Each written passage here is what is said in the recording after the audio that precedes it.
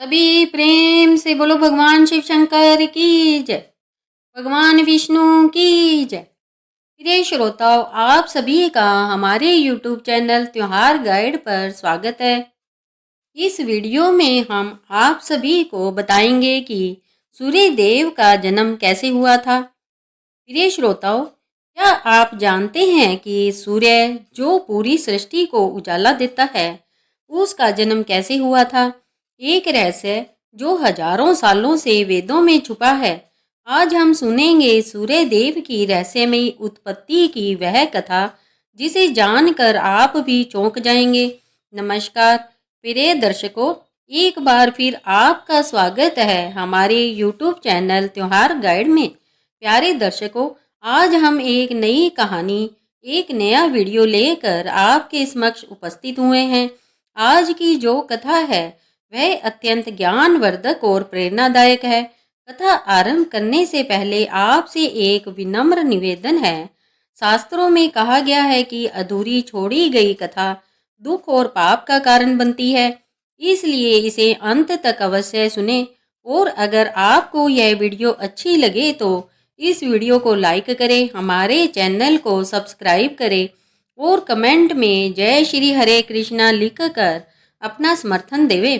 तो आइए बिना किसी विलंब के आरंभ करते हैं आज की प्रेरणादायक कथा। जब अस्तित्व का कोई नाम नहीं था, जब समय का कोई अर्थ नहीं था, जब ना आकाश था ना धरती थी, उस अनंत शून्य में केवल अंधकार था, गहरा अथाह भेदी अंधकार। यह वो काल था जब स्वयं ब्रह्मांड भी अपने आदि रूप में विचरण कर रहा था, अव्यक्त और अदृश्य। उस महाशून्य में एक दिन अचानक स्पंदन हुआ, अनंत शक्ति का आविर्भाव हुआ और परंपरा पर ब्रह्मा स्वयं अपने स्वरूप में प्रकट हुए। वो महाशून्य अब सिर्फ शून्य नहीं रहा, उसमें एक बीज पड़ा, सृष्टि का आदि बीज। उस बीज से प्रस्फुटित हुआ एक दिव्य कमल, जिसकी सुवर्ण कांत से सारा अंधकार तिरोहित हो गया। उस कमल के मध्य में विराजमान हुए कमल योनि ब्रह्मा, सृष्टि के आदि सृष्टा, स्वयं को चारों ओर अंधकार से घिरा देखकर ब्रह्मा विचलित हुए। उन्होंने अपना स्वरूप प्रकाशित किया, लेकिन उनका प्रकाश उस अनंत अंधकार को भेदने में असमर्थ था। तब उनके मुख से अनायास ही प्रथम शब्द नियस्त्रित हुआ, ओम। यह केवल एक शब्द नहीं था, यह प्रकाश का तेज था, सूक्ष्म ऊर्जा का रूप था। मैं सबका आदि हूँ, अंत हूँ, मुझ में सृष्टि का बीज निहित है। लेकिन इस अंधकार में मेरी सृष्टि कैसे विकसित होगी? ब्रह्मा ने विचार किया। उनके इस विचार से ही एक अद्भुत घटना घटित हुई। उनके द्वारा उच्चारित ओम का शब्द अचानक ज्योति पुंज में परिवर्तित हो गया और इस प्रकाश पुंज से एक दिव्य आकृति प्रकट हुई, तेजस्वी देदीप्यमान स्वर्णिम। जो आकृति ब्रह्मा के चारों ओर प्रदक्षिणा करने लगी और जैसे जैसे वो घूमती गई, अंधकार पीछे हटता गया।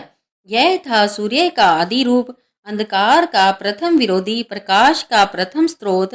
ब्रह्मा ने प्रसन्न होकर कहा, तुम्हारे प्रकाश से ही मेरी सृष्टि का विकास होगा। तुम प्रकाश के अधिष्ठाता हो, जीवन के वाहक हो। अब से तुम्हारा नाम आदित्य होगा, जो आदि से है, जो अनादि है। उस ज्योतिर्मय पुरुष ने नतमस्तक होकर कहा, मैं आपका सेवक हूँ प्रभु, आपके आदेश का पालन करना मेरा कर्तव्य है। ब्रह्मा ने सूर्य के तेज को 3 भागों में विभाजित किया। प्रथम भाग से अग्नि, द्वितीय से विद्युत और तृतीय से ऊष्मा की उत्पत्ति हुई। इन तीनों अग्नियों से ही आगे चलकर सृष्टि का विस्तार हुआ। सूर्य के प्रकाश से प्रकाशित होकर ब्रह्मा ने सृष्टि की रचना आरंभ की। इस प्रकार से अंधकार के गर्भ से प्रकाश का जन्म हुआ, जिसे हम सूर्य के रूप में जानते हैं। जैसे जैसे सृष्टि का विस्तार होता गया, ब्रह्मा के मानस पुत्र मरीचि ने जन्म लिया। मरीचि के पुत्र हुए महर्षि कश्यप, जिनका तप और तेज अद्वितीय था। कश्यप का विवाह प्रजापति दक्ष की 13 कन्याओं से हुआ, जिनमें अदिति और दिति प्रमुख थी। अदिति देव माता कहलाई और दिति असुर माता। एक बार की बात है जब देवताओं और असुरों के बीच युद्ध हुआ। इस युद्ध में असुरों ने देवताओं को परास्त कर दिया और उन्हें स्वर्ग से निष्कासित कर दिया। देवताओं की इस दुर्दशा को देखकर अदिति का हृदय व्यथित हो उठा। अदिति ने अपने पति महर्षि कश्यप से कहा, स्वामी, हमारे पुत्र देवता अब अनाथों की भांति इधर उधर भटक रहे हैं। उन्हें उनका अधिकार वापस दिलाने के लिए कुछ कीजिए। कश्यप बोले, देवी, इसका केवल एक ही उपाय है। तुम्हें कठोर तपस्या करनी होगी। यदि परमात्मा प्रसन्न हुए तो वे निश्चित ही हमारे पुत्रों की सहायता करेंगे। अदिति ने भगवान विष्णु की आराधना आरंभ की। वे निराहार रहकर एक पैर पर खड़े होकर दिन रात विष्णु का ध्यान करने लगी। उनकी अखंड तपस्या से प्रसन्न होकर एक दिन भगवान विष्णु प्रकट हुए। माता अदिति, तुम्हारी तपस्या से मैं अत्यंत प्रसन्न हूँ, वरदान मांगो। विष्णु ने कहा। अदिति ने नम्रतापूर्वक कहा, प्रभु, मेरे पुत्रों को उनका स्वर्ग वापस दिलाइए, उन्हें फिर से अपने अधिकार प्राप्त हो। विष्णु मुस्कुराए, देवी, मैं स्वयं तुम्हारे पुत्र के रूप में जन्म लूंगा और असुरों का दमन करूंगा। तुम निश्चिंत रहो। अदिति ने कृतज्ञता से विष्णु को प्रणाम किया और वे अपने आश्रम लौट आई। कुछ समय बाद उन्हें गर्भ धारण हुआ। गर्भ काल अत्यंत अद्भुत था। पूरा आश्रम दिव्य प्रकाश से आलोकित रहता, जैसे सूरज धरती पर उतर आया हो। लेकिन जैसे जैसे समय बीतता गया, गर्भ में स्थित शिशु का तेज इतना असहनीय हो गया कि अदिति के लिए उसे धारण करना कठिन हो गया। उनका शरीर उस तेज को सहन नहीं कर पा रहा था।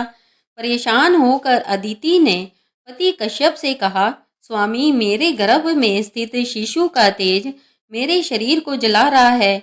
मुझसे यह सहन नहीं हो रहा है। कश्यप ने समाधि में देखा और उन्हें सच्चाई का ज्ञान हुआ। उन्होंने कहा, देवी, तुम्हारे गर्भ में स्वयं सूर्य तेज विराजमान है। यह ब्रह्मा जी द्वारा निर्मित आदि सूर्य का ही अंश है, जो अब मानवीय रूप धारण करने जा रहा है। अदिति अब और अधिक व्याकुल हो गई। कश्यप ने उन्हें धैर्य बंधाते हुए कहा, मैं मंत्र शक्ति से तुम्हारे गर्भ के तेज को कुछ कम कर देता हूँ, जिससे तुम्हें सुख मिले। कश्यप ने मंत्रोच्चार किया और अपनी योग शक्ति से अदिति के गर्भ को 2 भागों में विभाजित कर दिया। एक भाग में शिशु रहा और दूसरे भाग में उसकी अधिकांश तेजस्विता।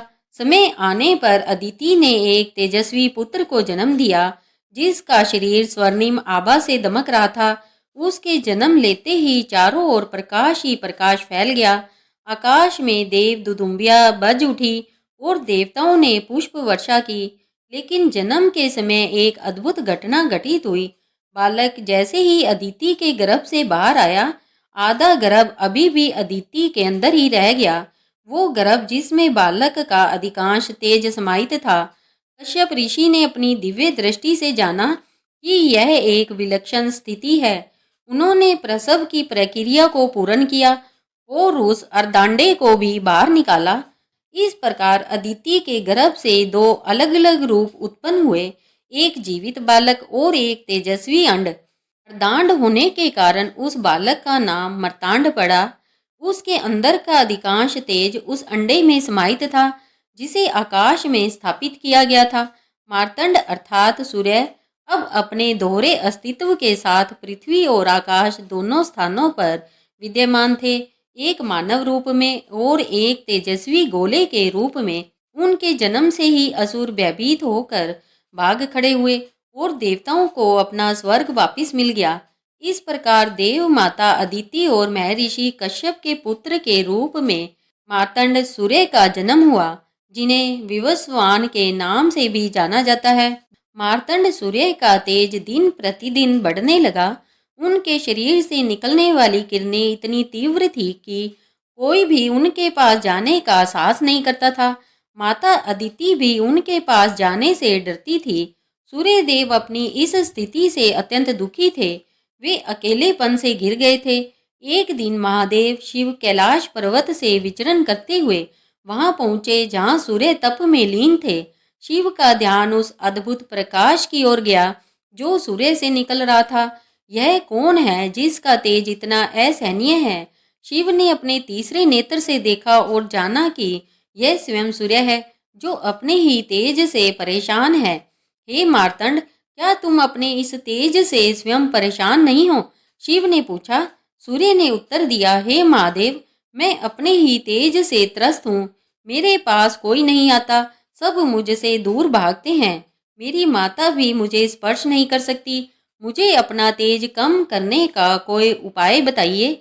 शिव ने करुणापूर्वक कहा, मैं तुम्हारे तेज को विभाजित कर दूंगा, जिससे तुम्हारा जीवन सुगम हो सके।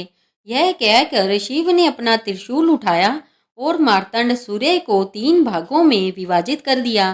पहला भाग सूर्य के मानवीय रूप में रहा, दूसरा भाग उस अंडे में समाहित हो गया जो आकाश में स्थापित था, और तीसरा भाग पृथ्वी पर अग्नि के रूप में स्थापित हो गया। अब तुम अपने मानवीय रूप में सामान्य जीवन व्यतीत कर सकोगे। शिव ने कहा, आकाश में स्थापित अंडा पूरे ब्रह्मांड को प्रकाशित करेगा, और अग्नि के रूप में तुम धरती पर यज्ञों में आहत होकर मनुष्यों की सेवा करोगे। सूर्य ने कृतज्ञता पूर्वक शिव को नमन किया।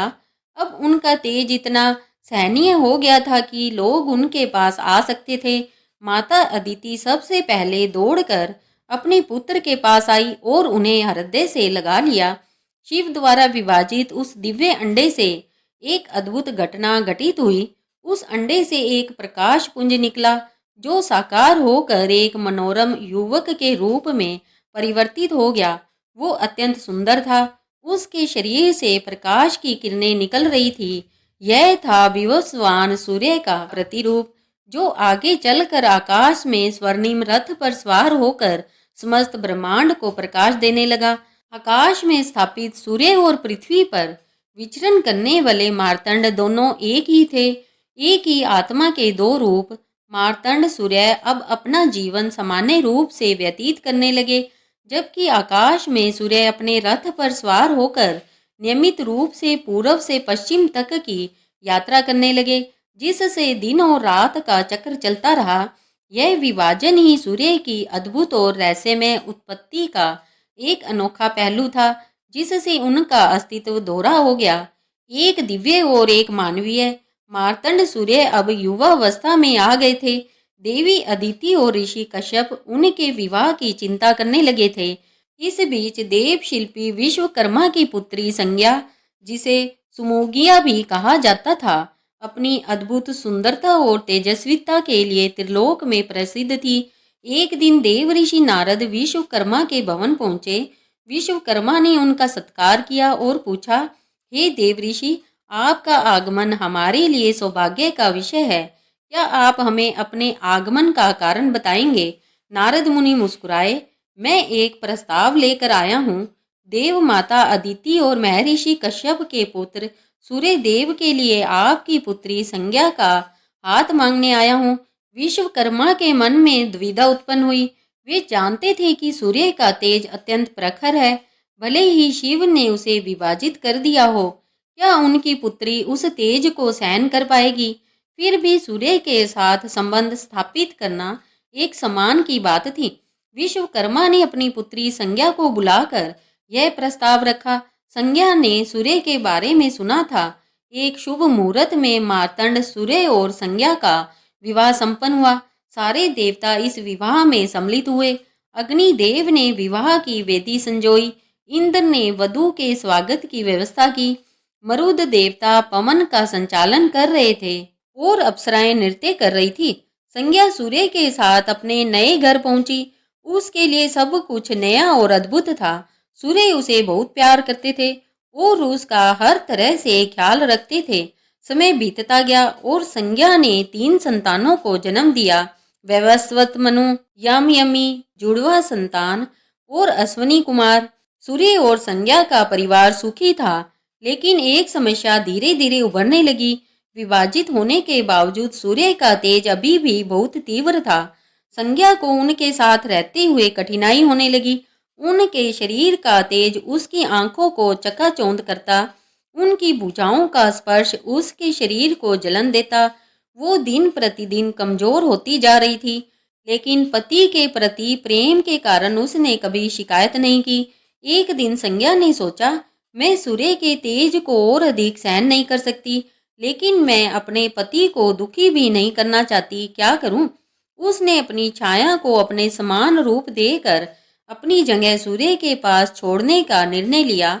उसने अपनी छाया को बुलाकर कहा, तुम मेरे समान ही हो। तुम्हें देखकर सूर्य देव यह कभी नहीं जान पाएंगे कि तुम मैं नहीं हूँ। तुम मेरे स्थान पर रहो और मेरे बच्चों का ध्यान रखो। मैं अपने पिता के घर जाकर तप करूंगी और अपने आप को इस तेज को सहन करने योग्य बनाऊंगी।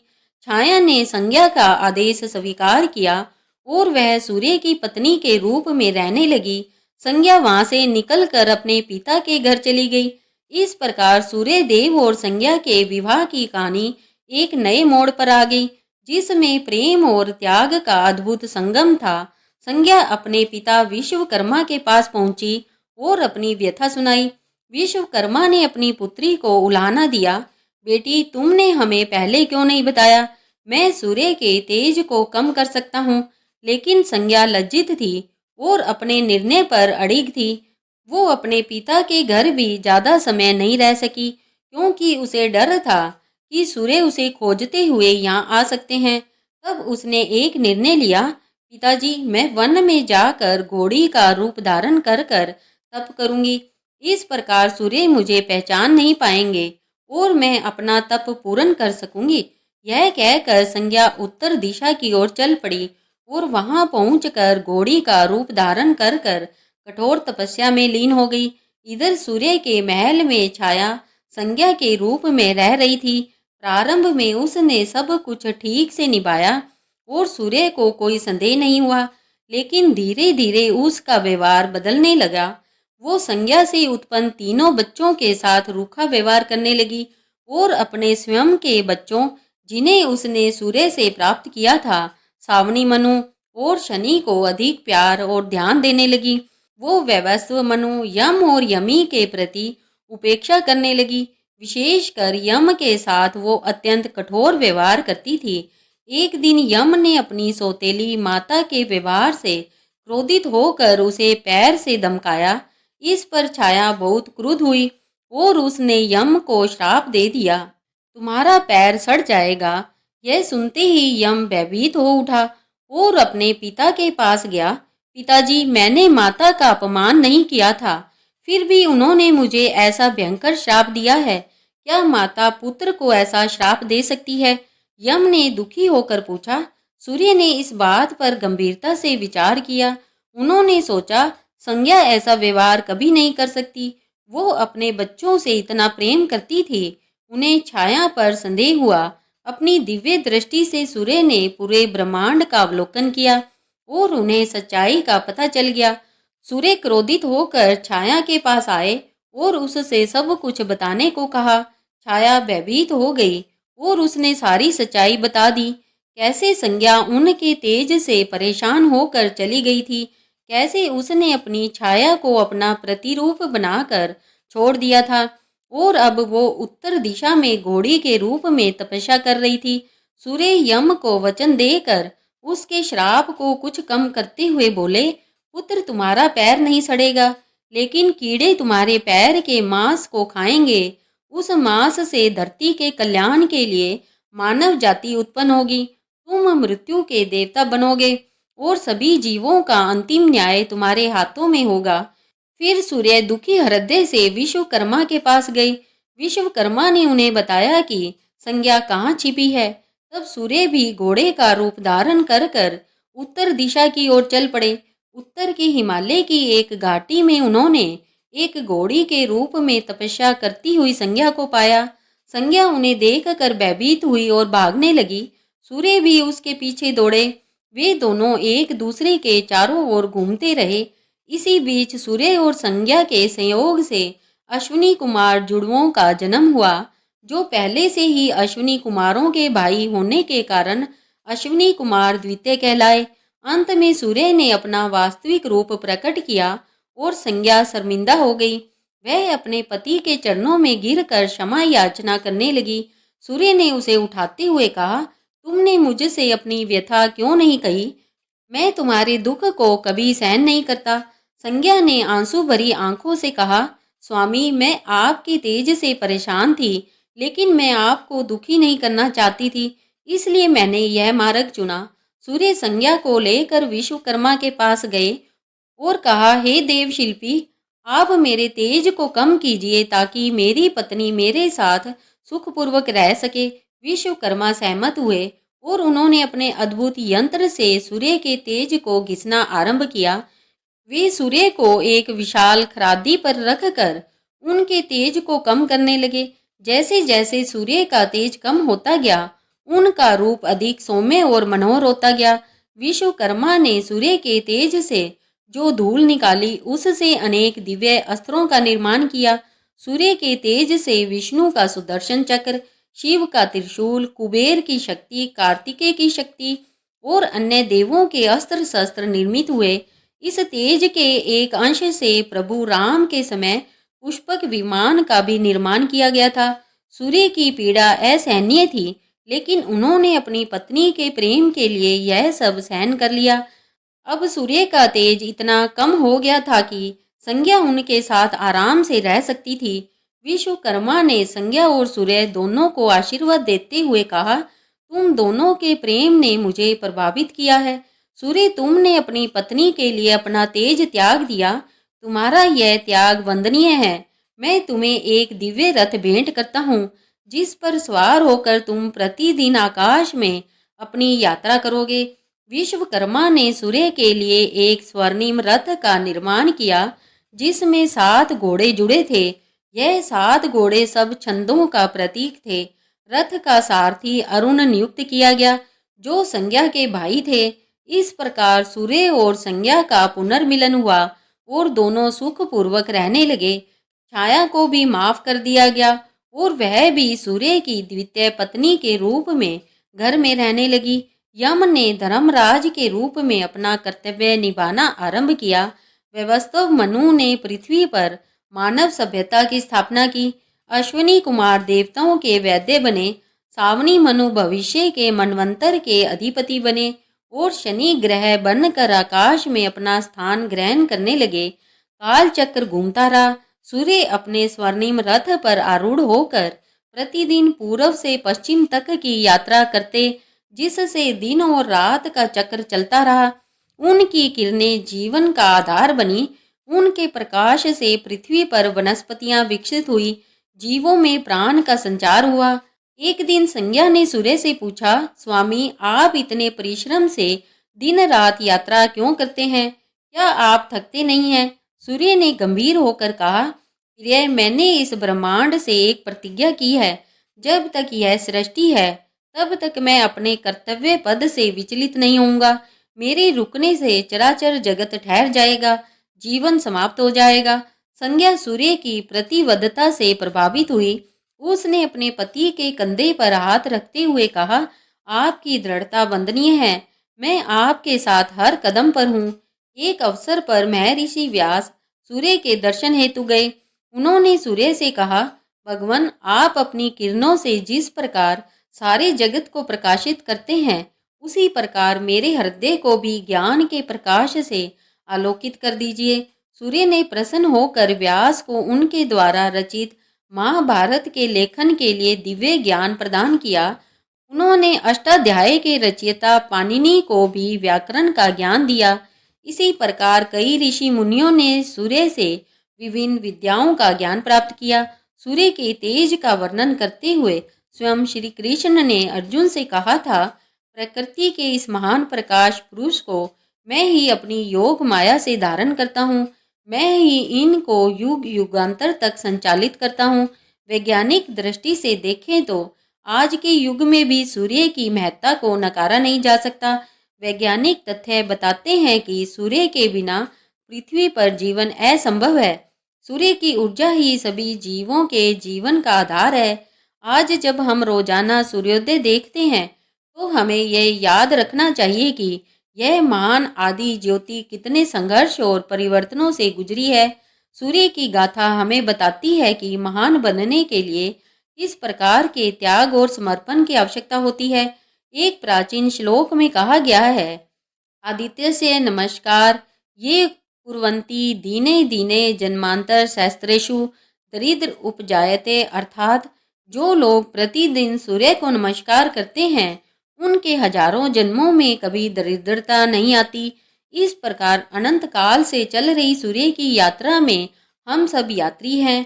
प्रकाश की ओर बढ़ते हुए अंधकार को पीछे छोड़ते हुए सूर्य की कथा हमारी अपनी कथा है। जन्म से मृत्यु तक, अंधकार से प्रकाश तक, अज्ञान से ज्ञान तक की अविराम यात्रा, तब से आज तक सूर्य देव अपने स्वर्णिम रथ पर सवार होकर 7 घोड़ों के साथ आकाश में अपनी यात्रा कर रहे हैं, मानवता को प्रकाश, ऊर्जा और जीवन प्रदान करते हुए। और यह क्रम अनंत काल तक चलता रहेगा। जब तक सृष्टि है, सूर्य है, और जब तक सूर्य है, जीवन है। यही है सूर्य देव की रहस्यमय उत्पत्ति की अनंत कथा, जो हमारे जीवन को प्रकाशित करती है, हमें प्रेरित करती है और हमें एक शाश्वत सच्चाई से परिचित कराती है। अंधकार के बाद प्रकाश अवश्य आता है, रात्रि के बाद दिवस निश्चित है, पतन के बाद उत्थान सुनिश्चित है। प्यारे दर्शकों, इस प्रेरणादायक कथा के बारे में अपने विचार हमें कमेंट के माध्यम से जरूर बताएं। अगर यह आपको अच्छी लगी हो तो कृपया इसे लाइक करें और इसे अधिक से अधिक लोगों तक पहुंचाएं। साथ ही कमेंट बॉक्स में जय श्री कृष्णा लिखकर अपनी श्रद्धा भाव प्रकट करें। इस वीडियो को पूरा देखने के लिए धन्यवाद। ओम सूर्य नमः। जय श्री हरे कृष्णा हरे कृष्णा हरे कृष्णा।